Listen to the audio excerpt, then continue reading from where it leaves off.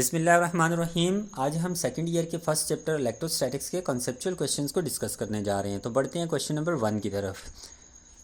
अगर potential constant हो किसी भी रीजन में तो वहाँ पर फील्ड ज़ीरो होगी या नहीं? तो इसका आंसर है कांस्टेंट पोटेंशियल इक्विपोटेंशियल सर्फेसेस बनाता है और इक्विपोटेंशियल सर्फेसेस पे फील्ड ज़ीरो हो भी सकती है और नहीं भी हो सकती।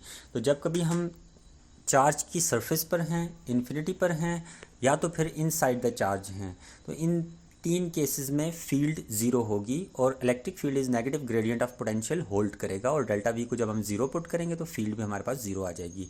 लेकिन इसके अलावा हर जगह पे फील्ड कांस्टेंट होगी और इक्विपोटेंशियल सरफेस के परपेंडिकुलर होगी। इसके हवाले से मज़ीद डिटेल जो है वो लिंक मैंने डिस्क्रिप्शन में दे दिया है, उधर से आप देख सकते हैं। अब आप देख सकते हैं कि अगर आप इन्फिनिटी पर हैं 0.1, इसी तरह से अगर आप सरफेस पर हैं 0.2 और फाइनली अगर आप इनसाइड द चार्ज हैं 0.3, इन तीन पॉइंट्स पर इलेक्ट्रिक फील्ड ज़ीरो होगी, बाकी हर जगह पर फील्ड कांस्टेंट होगा।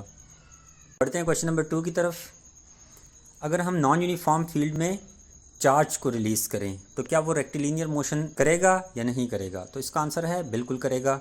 अगर आपकी फील्ड की डायरेक्शन सेम है, अगर हम पॉइंट चार्ज ले लें तो पॉइंट चार्ज की फील्ड हमेशा नॉन यूनिफॉर्म होती है और इससे हमेशा जो फील्ड है वो रेडियली आउटवर्ड होती है, जैसा कि मैंने यहाँ पर शो किया है। अब अगर हम इस फील्ड में किसी भी जगह पर यूनिट पॉजिटिव चार्ज या टेस्ट चार्ज को प्लेस कर दें तो वो इलेक्ट्रोस्टैटिक रिपल्शन को फेस करेगा। ये कूलम फोर्स होगी जिसकी वजह से ये रेक्टिलिनियर मोशन करेगा, मतलब कि स्ट्रेट लाइन में मूव करेगा अवे। बढ़ते हैं क्वेश्चन नंबर 3 की तरफ। क्या रिलेशनशिप है पोटेंशियल डिफरेंस और पोटेंशियल एनर्जी में?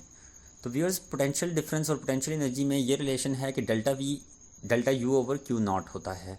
अब यहाँ पर डेल्टा वी पोटेंशियल डिफरेंस है और delta U potential energy difference है। तो अगर हम फॉर एग्जांपल दो पॉइंट्स ले लें, एक पॉइंट को ए पॉइंट कह दें और एक पॉइंट को बी पॉइंट कह दें, तो ए पॉइंट का पोटेंशियल वी ए और दूसरे का वी बी होगा। वो अमाउंट ऑफ पोटेंशियल एनर्जी जो कोई भी यूनिट पॉजिटिव चार्ज गेन कर लेगा जब उसको एक पॉइंट से दूसरे पॉइंट पे अगेंस्ट द फील्ड वर्क करके मूव करवाया जाए, तो वो उस दो पॉइंट्स का पोटेंशियल डिफरेंस होगा। हम एक कैपेसिटर कंसिडर कर लेते हैं। कैपेसिटर की फील्ड में हमें पता है कि एक प्लेट पॉजिटिव होती है और दूसरी प्लेट नेगेटिव होती है। पॉजिटिव से फील्ड आउटवर्ड नेगेटिव की तरफ जाती है।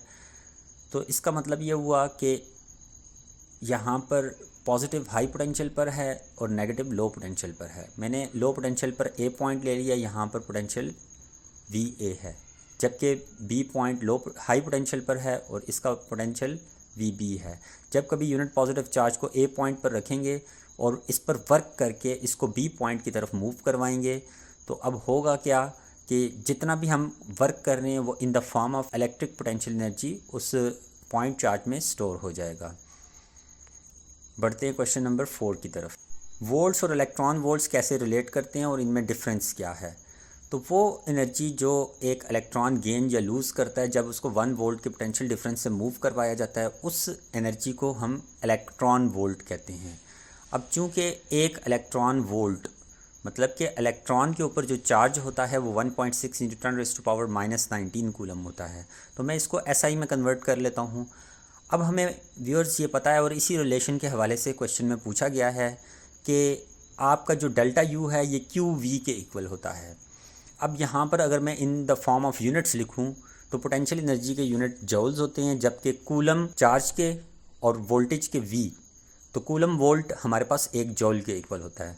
तो अब इस इक्वेशन में अगर हम कूलम वोल्ट की जगह जॉल लिख दें तो हमें ये बड़ा क्लियर है कि एक इलेक्ट्रॉन वोल्ट 1.6 × 10⁻⁻19 जॉल्स के इक्वल है। अब ये क्या इन दोनों में फ़र्क है? इन दोनों में फ़र्क ये है कि वोल्ट जो है ये इलेक्ट्रिक पोटेंशियल के यूनिट हैं, जबकि electron volt electric potential energy के यूनिट हैं, मतलब यू के यूनिट हैं।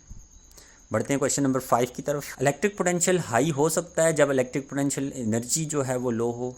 तो इसका आंसर है येस। अगर हमारे पास यूनिट पॉजिटिव चार्ज नहीं है बल्कि एक पॉइंट चार्ज है जिसकी पोलैरिटी नेगेटिव है, तो नेगेटिव चार्ज जो है जब वो हाई पोटेंशियल पर होगा तो उसकी पोटेंशियल एनर्जी लो होगी, वो लो पोटेंशियल पर होगा तो उसकी पोटेंशियल एनर्जी हाई होगी। अगेन मैं कंसिडर कर लेता हूँ कैपेसिटर की प्लेट्स को, एक पॉजिटिव प्लेट, एक नेगेटिव, और फील्ड हमारी इसी तरह से जा रही है। कैपेसिटर की प्लेट्स में हमने दो पॉइंट्स कंसिडर कर लिए हैं, एक ए और एक बी। ए पॉइंट नेगेटिव प्लेट के करीब है जबकि बी पॉइंट पॉजिटिव प्लेट के करीब है। तो ए पॉइंट का पोटेंशियल लो होगा और बी पॉइंट का पोटेंशियल हाई होगा क्योंकि वो पॉजिटिव प्लेट के करीब है। तो अब हम क्या करते हैं, एक इलेक्ट्रॉन ले लेते हैं या कोई नेगेटिव चार्ज ले लेते हैं, जिसको हम जब ए पॉइंट पर रखेंगे तो ये बी की तरफ खुद ब खुद जाएगा, हमें इसके ऊपर वर्क करने की ज़रूरत नहीं है क्योंकि उसके पास यहाँ पर पोटेंशियल एनर्जी मैक्सिमम है। अब ये जो इलेक्ट्रिक पोटेंशियल एनर्जी है ये हमेशा चार्ज के पास होती है, जबकि इलेक्ट्रिक पोटेंशियल जो होता है वो किसी पॉइंट का होता है, उसके लिए चार्ज का होना लाजमी नहीं है। तो जब ये ए पर हम रखेंगे ये खुद ब खुद पोटेंशियल एनर्जी को यूज़ करते हुए बी की तरफ खुद ब खुद मूव करेगा। Thank you viewers for watching us.